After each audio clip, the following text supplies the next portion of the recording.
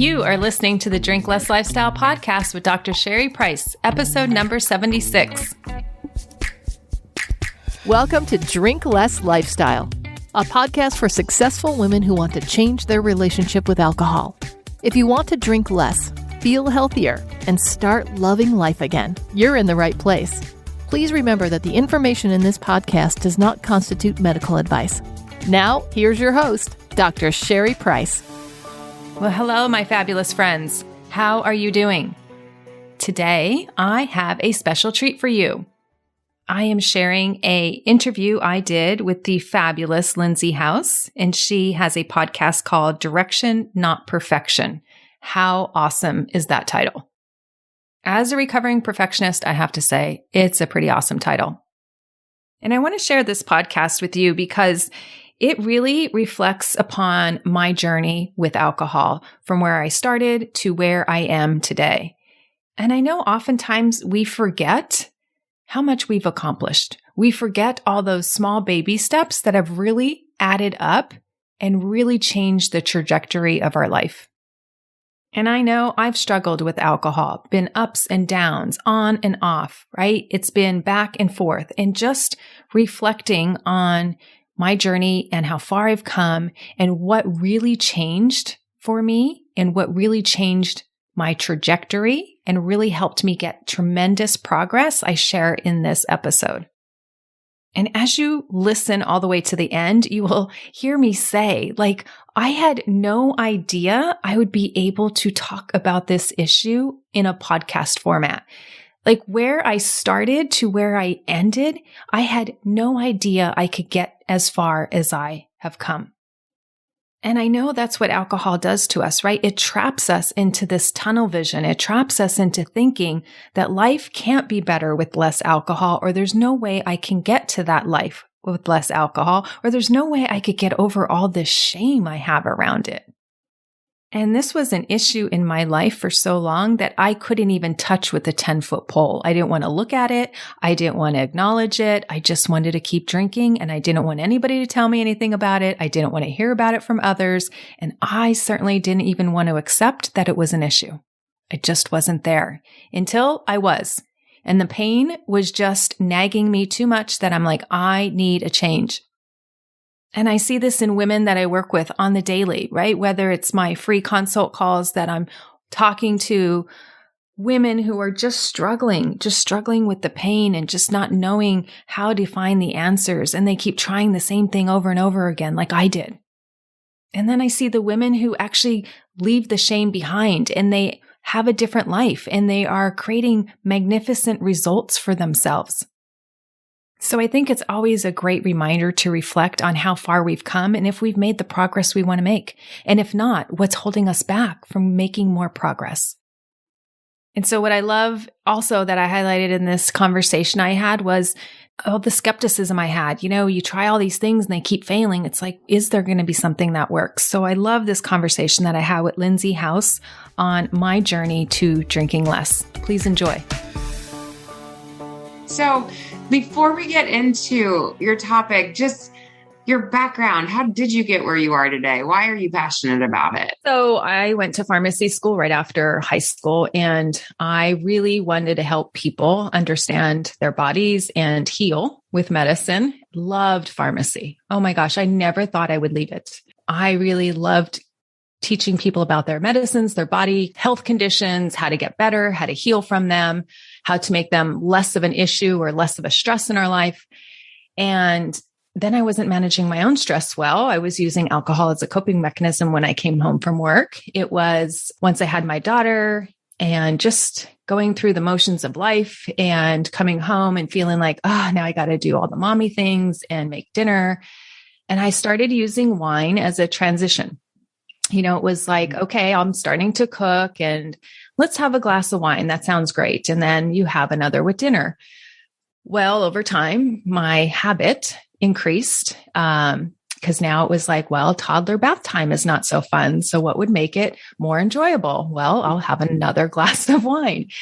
And I just kept convincing myself that another glass of wine would be a wonderful thing to handle mundane tasks or deal with my emotions at the end of the day. I'd always call it a long day or a hard day, or I'd tell myself I needed to relax. And I became emotionally and mentally dependent on it. I wasn't physically dependent on alcohol. Like if I stopped, I wouldn't have shakes or anything life-threatening, but I just look forward to it. And so it became this habit where I was drinking about 1 bottle of wine a night.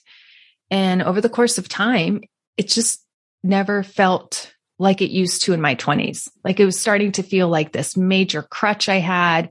I knew better. I knew the statistics. I took care of people in healthcare that didn't take care of their liver or, all the things. Mm-hmm. And I wanted to kind of break up with it. I wanted to break my habit of over drinking, and I couldn't. I tried for years. I tried all the traditional things that we learn about, like the dry Januaries. I did sober Octobers. I've done juice cleanses. I've done Whole30. I've done the diet plans, right, to get healthy. But yes, that was great to take a break. However, once I started introducing alcohol back in, I noticed I went right back to the same pattern within a couple of days. Like I was back to my bottle of wine at night. And so I was like, I'm not figuring this out. Time is just going by. I'm not figuring this out. I'm forgetting conversations. My sleep is disrupted. Now I'm gaining weight. I'm not processing it the same way in my 40s. I have worse hangovers. They last longer. I'm actually embarrassed by my drinking habit. And it was then that I'm like, I need to do something different because I've been doing the cleanses, the fasts, the reading of the books, reading of the blogs, and I wasn't making sustainable traction. It was good short term, but it wasn't good long term. I wasn't changing the habit that I had built. So I hired myself a coach, and she taught me a lot of tools. And since I've worked with her, I've discovered more tools and more strategies to manage that transition time, manage my stress, manage the emotional components of my life. So I'm not over drinking. And I'm at a place now where I feel in control of alcohol and not vice versa. So I think this is really interesting. Before we hit the record button, I was telling you, like, I've all of a sudden been more introduced to people exactly like you, professionals that are coaching in this niche. A lot of times we feel like we either have to label ourselves as an alcoholic, then we actually need help, or like there was like the spectrums seem very black and white. And you're filling this nice, like fluent in between space. I don't know. It doesn't feel right. I'm questioning it. I want to change. Do you have a lot of those conversations and like your clients feeling very relieved that somebody like you exists? Totally. When I talk about it as over drinking or as a habit, those were words that resonated with me. And I learned about them from like the NIH. And when I started doing my own research into alcohol use disorder. And I was like, oh yes. Cause I didn't feel like an alcoholic because I mentioned I didn't have like the physical dependency. Like I didn't need it right once I woke up out of bed, or I didn't have significant effects when I took a break for 30 days. And so I was like, gosh, and I didn't want to bring this to my doctor because I'm a pharmacist at the time. If I was discovered or any trace in your chart. Yes, it's in my medical record for life. And I didn't want people to know about me. I didn't want that to harm my reputation. Going to a meeting, even though they're anonymous, like they see you, they see who you are. They see that you're a member of this city, right? It didn't feel so anonymous. And I also feel that my story wasn't devastating enough that I kind of would be like, what is she doing here? She's fine, right? Compared to me, she's fine. She's just got this bottle of wine at night. Like, who's this girl, right? So I didn't even feel like that was the right venue. Also, it wasn't the right goal. I didn't want to abstain. That wasn't my goal. My goal was to learn how to control it, be around it, be free from the pull of it, but not have to like never have it again. So I love that you're saying that and how you said it. My question to you is, do you feel like that happened for you, or once you went down this path, now you do abstain from it just because you have all these other information and like want of it not being in your life? Where have you landed with that? Yeah. For me, I have it occasionally, and I have it on my terms. So I have specifically defined for my life when it feels good, when I'm at, well, I like to say when I'm at peace with it, when I know I'm not going to overdo it, when I know I can trust myself around it. And so I've built that relationship with it over time. It didn't just happen, right? I think that's all of us said, and many of us just want to swallow a pill for something to happen or the change to take place instantly. And that would be great, but it's not realistic. So I've built this relationship with it where I call it just alcohol. It's just liquid in a glass. I don't feel I need it at the end of my day. I don't feel I want it most days.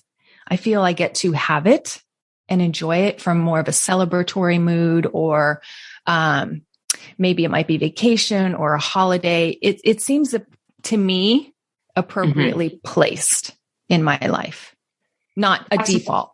Yeah, that's what I was going to ask you. So when it is choiceful, even like maybe the people that you choose to have it with can feel like safe people, or the people who you don't feel like there's good stopping points with that go in. Can you keep defining that a little clearer on? Yeah. So one of the issues I had was, this wasn't known to me until I started working with somebody, because sometimes you can't see your own stuff. Yeah. And I noticed that I would use alcohol a lot when I was frustrated or angry.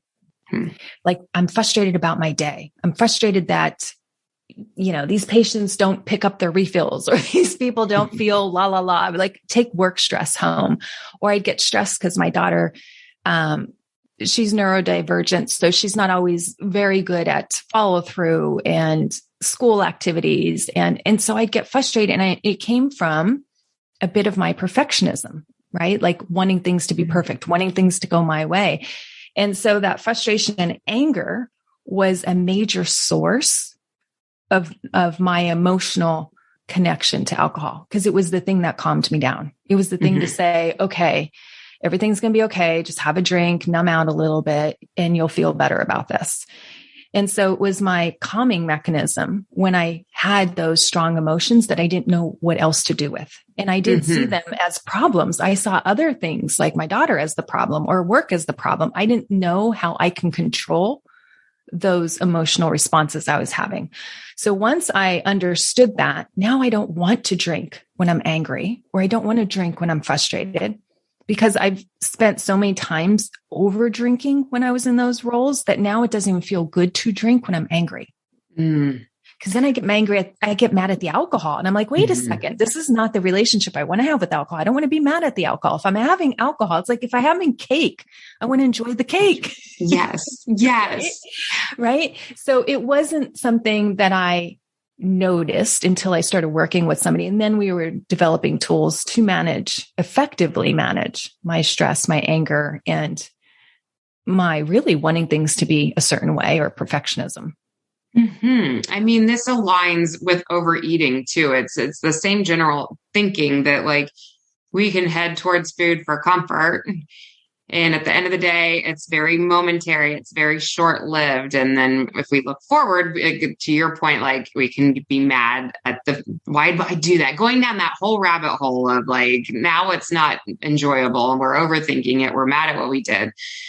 Where I like that you were able to put a new connection with alcohol, that you can look forward before the first drink happened and say, is it going to give me what I'm seeking out of it? And the answer was ultimately no.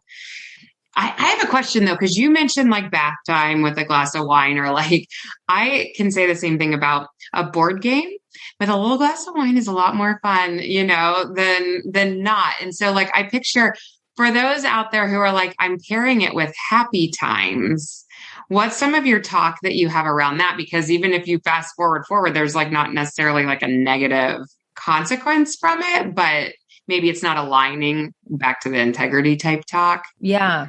So I would then have my clients, right, or have yourself think about, what is the goal I want with this? And if it is that, you're in control and you can stop after one or two, and that's what you want, that's the quantity you want, then is there a problem with it? Unless you're playing board games every night, right?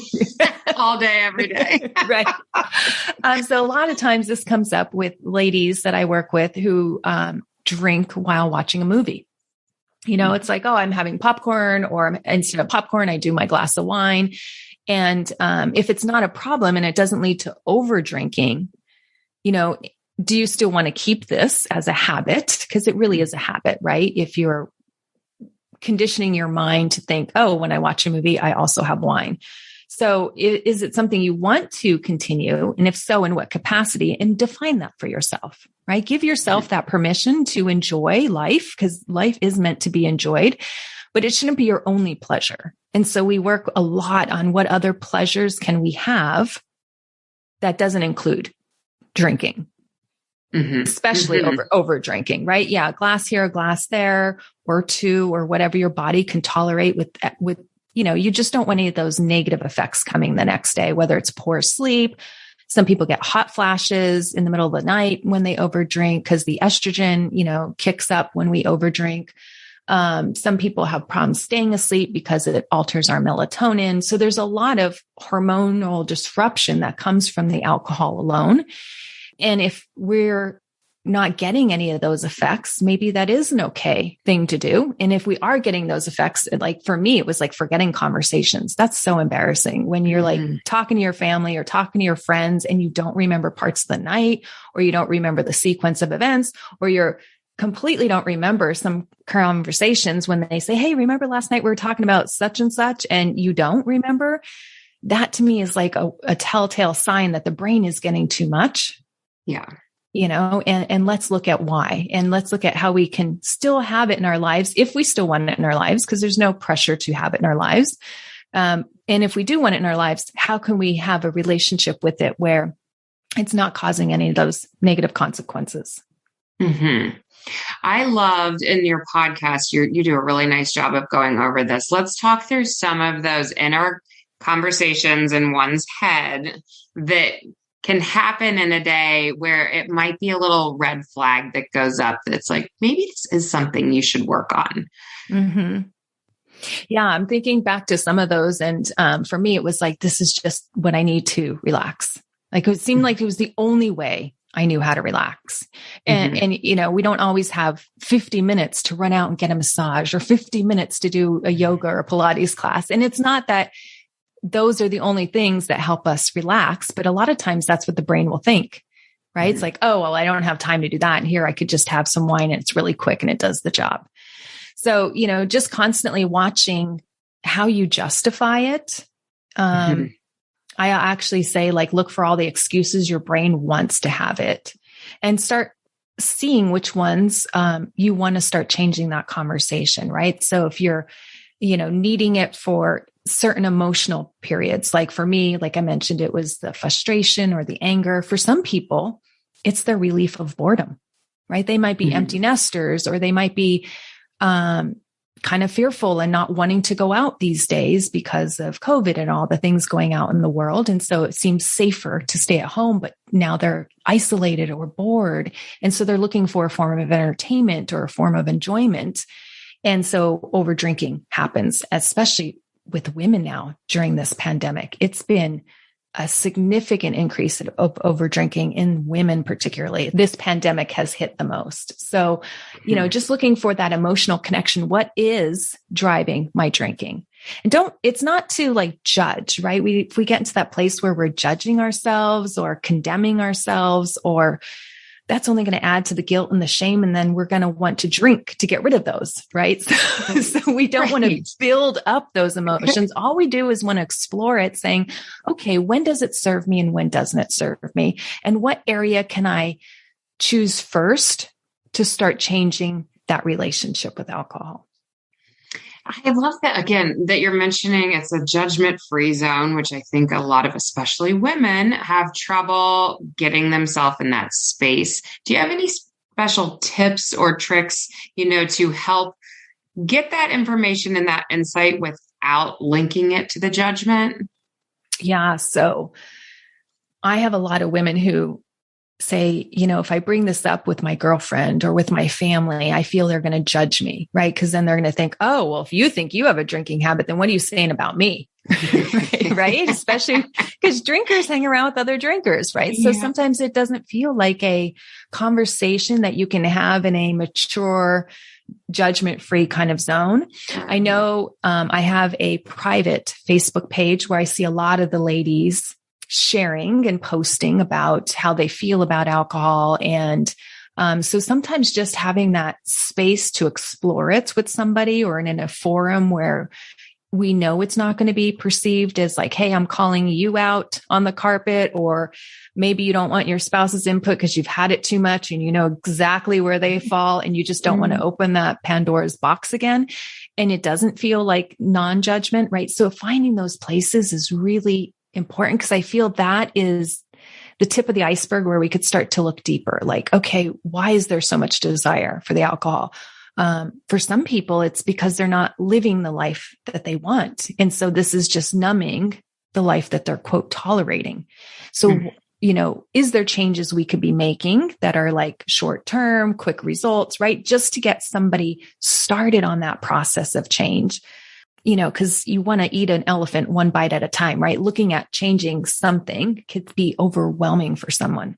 So I think having those zones is so key. It's so key. So if it's not feeling like you have a girlfriend that's going to understand or a spouse that's going to understand, it's really finding somebody to help you process this. Like I said, for me, I spent over 8 years continuously trying all these different modalities again and again. And what's the definition of insanity? Keep trying the same thing over and over and expecting a different result. Mm-hmm. So it wasn't until I had somebody that can walk me through judgment-free questions, judgment-free, like just really understanding how this habit came to be, and then how we can make changes that are going to be effective long-term. Mm-hmm. Right? Just avoiding it has never worked. I mean, just look at the Just Say No to Drugs campaign. That completely failed. So just saying no is not an effective strategy. Actually, it led to an increase in drugs during that campaign. And so I feel when a lot of people feel that they just have to avoid it or cut people out or just not buy it, those are temporarily maybe helpful, but not long-term, because then we internalize as people that we're the problem, we're the bad person, and we can't be trusted around it. Whereas I rather empower the person, right? Empower the female to say, hey, no, I can be in control of it. And it's just alcohol. It's just liquid on a shelf or liquid in a glass. Yeah. Yeah. I mean, it's diet mentality around alcohol, right? Yes. Is what you were describing there. It's like anybody can do anything for a short period of time. It's when the short period of time ends and life happens, we get crazy, our energy gets worn down, that now all of a sudden we slip into what feels the easiest, what feels normal. We are such a black and white thinking type society, and then needing fast results and all of that it does help to just hear this out of your mouth. Somebody who's been through the journey, and you coach other people through the journey, that it doesn't have to be all or nothing, which is, I feel like you don't hear that very often. Like, I feel like to hear that out of alcohol talk is kind of new, and I think would be new for other people to be hearing too. Like, I guess it would probably depend on your personality. Do you have people who are more like fall in the addictive? I don't know. Is there that line of like the person who like really shouldn't and can't? Yeah. Yeah. So first, there's a couple of questions in there, and I want to tease each of those out. Okay. So the first was like, I remember when I was still practicing as a pharmacist and somebody would have new onset diabetes. You would never tell a person who has diabetes to avoid sugar, right? Avoid carbs. Like, you don't say that to people. So I started to think like, okay, why do we do that? Alcohol. Just avoid it, because sometimes when you tell somebody to avoid something, that just makes them want it even more. Right. Right. So strategies to cut back, strategies to cut down, right? We had pamphlets, we had, food trackers, we had all this stuff you can look at to manage sugar and carbs and how it, is going to affect if they went on insulin and their insulin dosage. And then the ADA came up with pre-diabetes. It's like, okay, you're trending towards becoming a diabetic. You might have prediabetes. Let's implement some lifestyle strategies so you don't get diabetes. And I'm like, that's what we need for people who have this relationship with alcohol that's starting to tend up and go up towards alcoholism. Now, they don't call it alcoholism. They call it alcohol use disorder, but it's the same concept. It's like, okay, let's get those gray area drinkers who might be on their way to becoming, physically and emotionally and psychologically dependent, right? Let's give them strategies so that doesn't happen. And then they could change their ways to embrace their wellness and their health more. And it's not about avoiding it, right? It's like people with diabetes still can have sugar. They just have to, be careful with it and not have too much and all of that. But it's not like you want to take that joy away. And then to get to your next question. So I work with the people who are in that gray area. They're over drinking, but they're not quite addicted, or severe alcohol use disorder is the appropriate diagnosis. Now, once they get into that category, they need professional medical help and should be monitored as such. So I do believe that there are people that cannot touch even a drop or two of it because it does lead to catastrophic events in their life.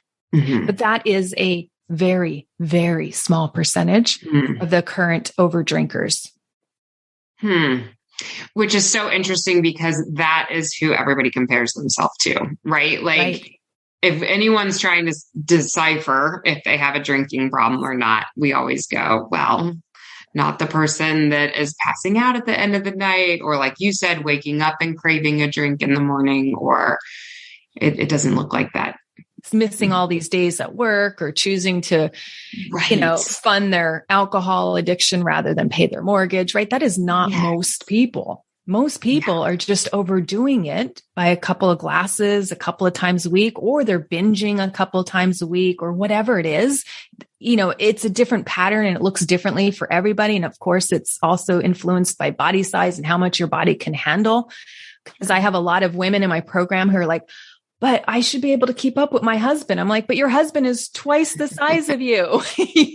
No, you shouldn't be able to drink like he does. So, just breaking down these ways that society has told us to look at alcohol and just assessing if they're appropriate for our life and our lifestyle. Oh, so good. I love the comparison with the diabetes too. Just the pre-diabetes comment of, hey, just a red flag went up again of maybe this is a watch out. Maybe it's just something to consider. And here's some tools on how to do that. It's awesome.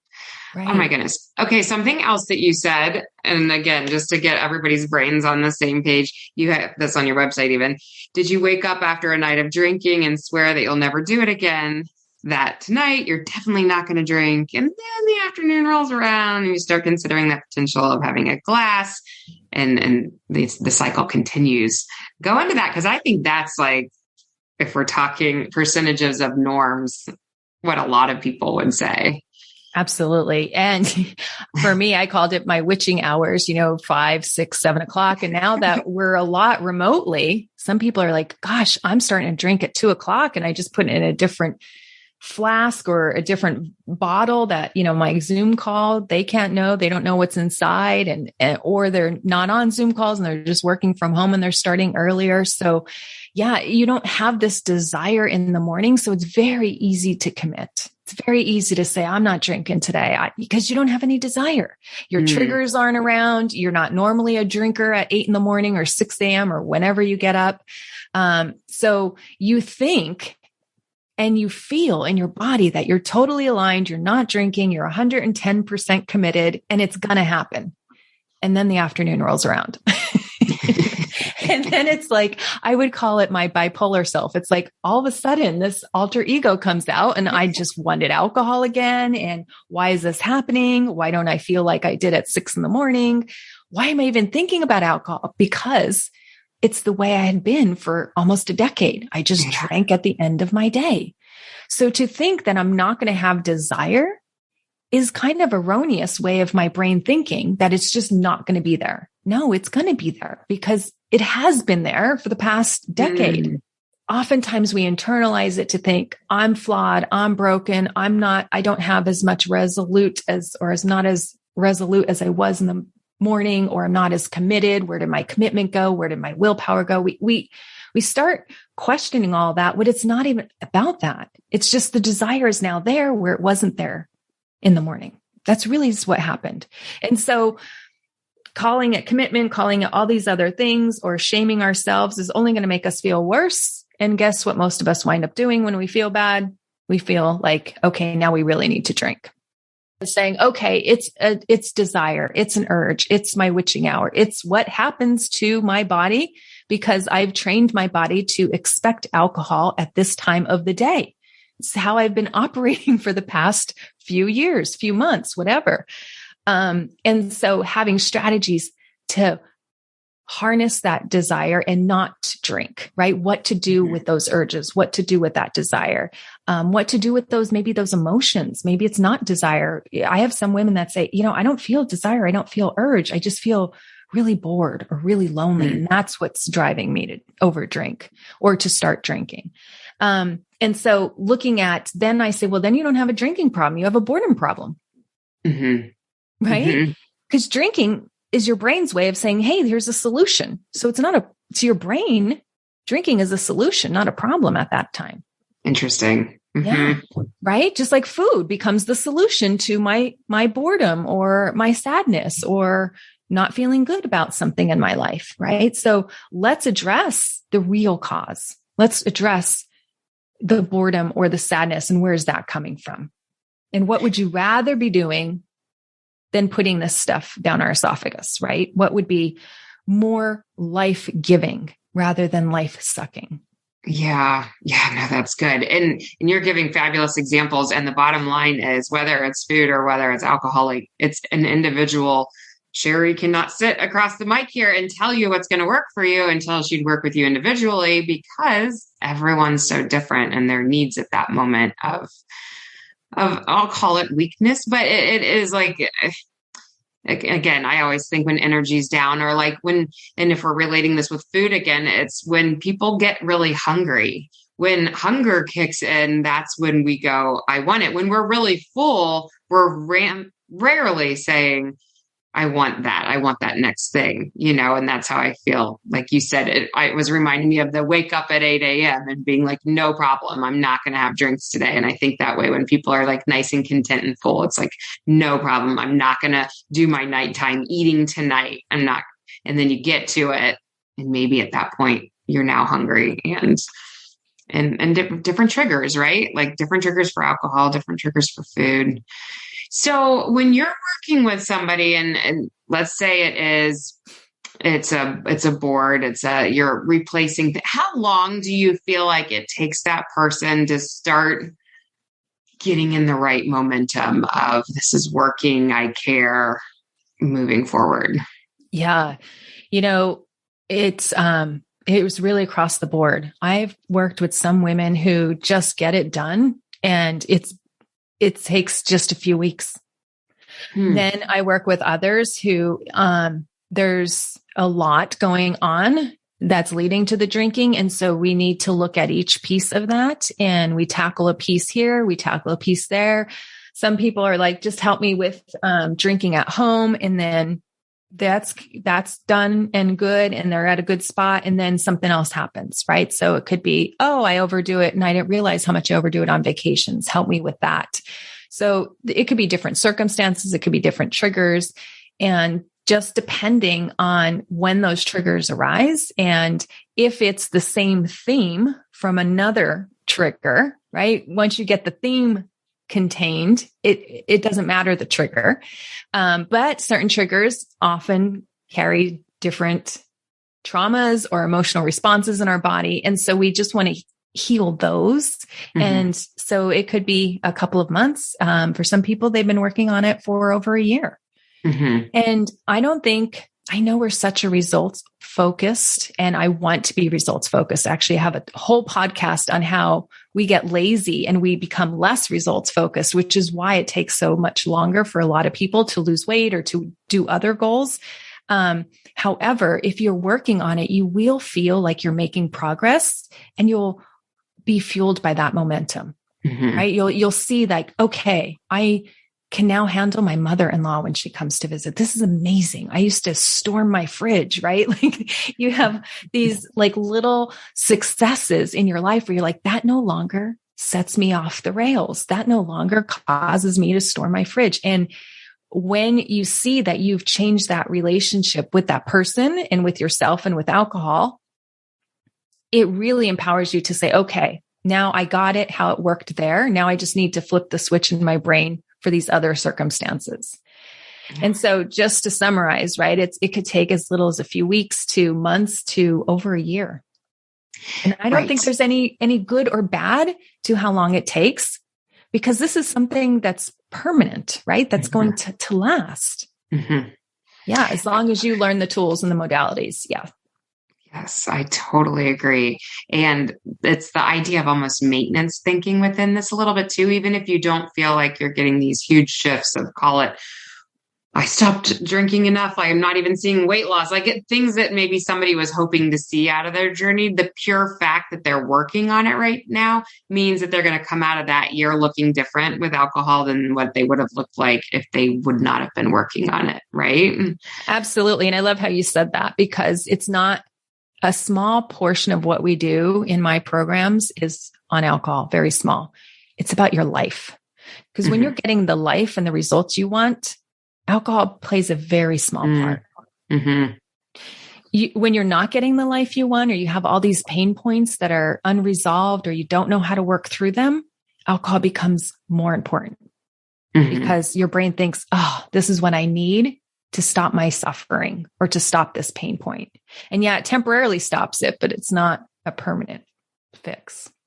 Right. You're so good. This is so interesting. Thank you for all of this. When you're working with people, I'm hearing individual, do you also do kind of courses with your clients? What does all of that look like? Yes, actually, I offer a lot. I have an online course where they would watch videos and learn the tools.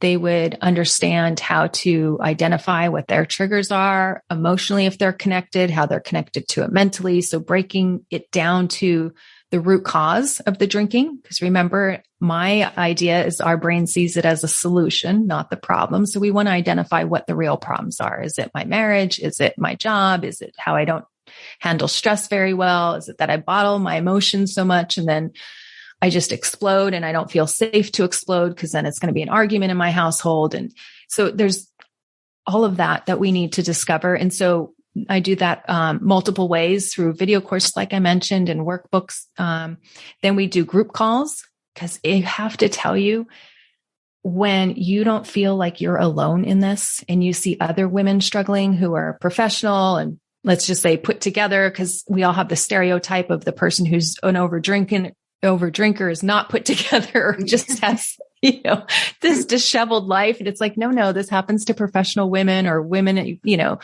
who take care of themselves in other ways. It's just that they have isolated to this drinking thing. And so it really helps them shed the shame really quick when you can hear other women.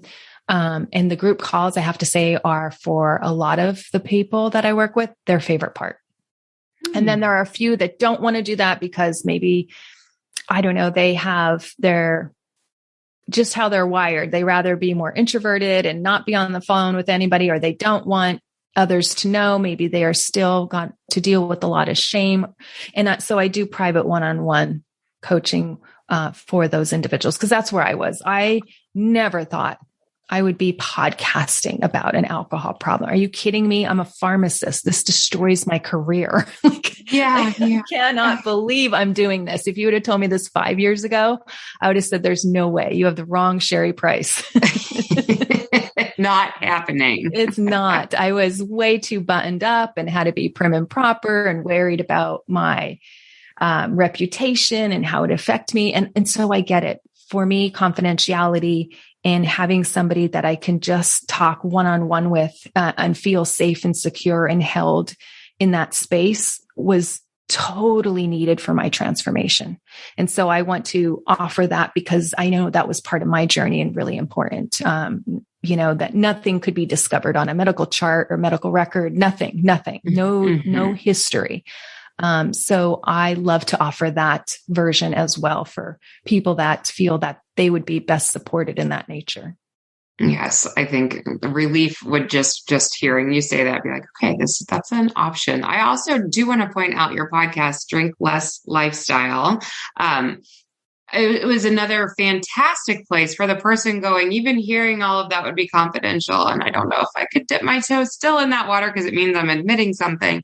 Just to start plugging your podcast in somebody's ears weekly or even better daily. Do you feel like just by listening, you can start to see how that can start to make changes in somebody's life? Absolutely. And I have it in my reviews. People say, I've only listened to her podcast and it's helped me tremendously. I now have a relationship I feel good about with alcohol.